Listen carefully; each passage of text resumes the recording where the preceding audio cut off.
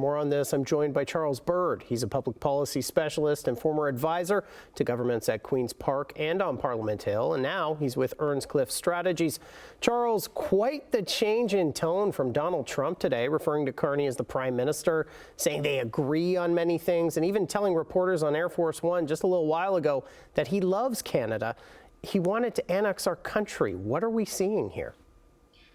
I think we're seeing a hitting of the reset button in terms of the kind of relationship that Prime Minister Carney seems to have been able to strike with President Trump right out of the gate. I mean, there was a lot riding on this particular communication between the two of them.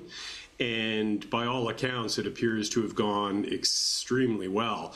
By contrast, obviously, the relationship between President Trump and former Prime Minister Trudeau was tortured, you might say. It had its ups and downs, but I think Trump respects strength, and it appears that Carney fits the bill where President Trump is concerned.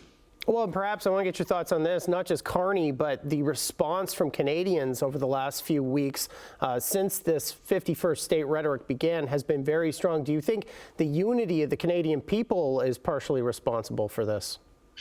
You know, that's an excellent question. I'm not sure, because in talking to a number of folks in the United States just over recent days, they're somewhat oblivious to the fact that the anger in Canada is white hot towards the United States. I think that'll probably change over time. There are certainly segments of the United States, like the folks who make bourbon in Kentucky and the orange juice producers in Florida, who are well aware that Canadians are not happy. But there's no doubt that the surge in Canadian nationalism and the strong feeling of pride has likely made an impression on the U.S. administration. I don't think they would be oblivious to what's happened and just how vociferous the reaction has been from Canadians. So obviously there's an election campaign going. Given what we're seeing, did Trump just help Carney win the election with this? Is this a win for the Prime Minister / Liberal leader?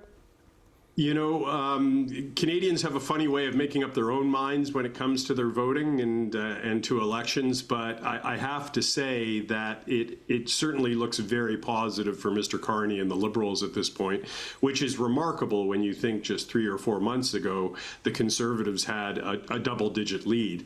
And the reality is that Trump and tariffs have been the dominant issue of this campaign in a way that we really haven't seen since the 1988 free trade federal election, and some interesting parallels there given how much the 1988 election hinged on the question of whether Canada was giving up too much sovereignty and entering into greater economic integration with the U.S.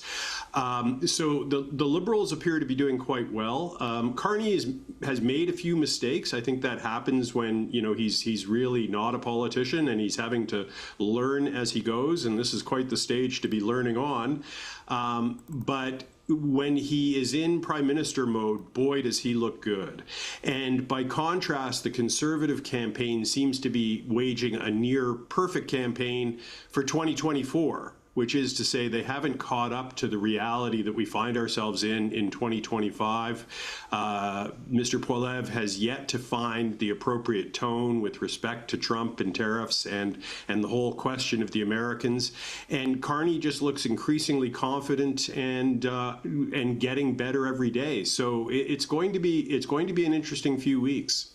All right, that's Charles Bird from Earnscliffe Strategies. Charles, thanks so much for your time tonight. Thank you, Matt.